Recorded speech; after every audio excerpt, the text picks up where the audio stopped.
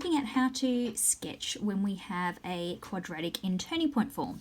Now, when we have our turning point form, our general turning point form is a outside of x minus h squared plus k. So because we have a plus 2 here, that means our turning point is at -2 and +3.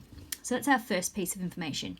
Then we want to try and get some x-intercepts or y-intercepts. Now, our x-intercepts are when y equals 0, y-intercept when x equals 0. So the first one I'm going to try to work out is my y-intercept. So I'm going to put in x equals 0, 2 outside of 0 plus 3, 2, need my glasses on, 2 squared plus 3. Now, when I do 0 plus 2, I get 2. When I square it, I get 4. When I times by 2, I get 8.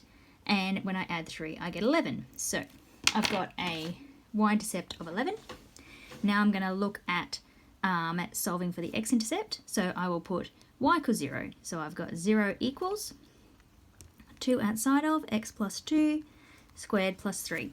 I'm going to take that 3 over to the other side, and I'll get -3 is 2 outside of x plus 2 squared.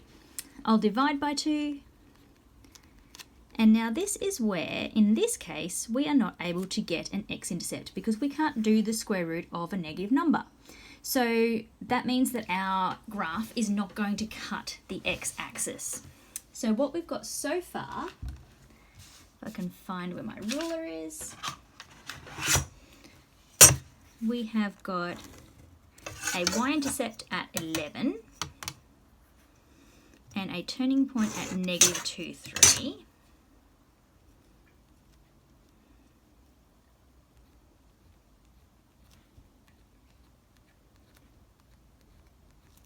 So here's our 11.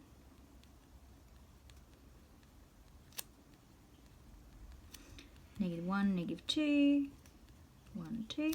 Here's our turning point at -2, +3. And we know that it cuts through at 11. So based on that information, we really don't need much else to do a bit of a sketch because it needs to be symmetrical either side. And so there is our sketch. We'll put little arrows on the end. We'll label our x and our y there, and we can write our function on there as well. Okay. In the next one that I am going to look at is where we don't have it in turning point form and how to sketch that.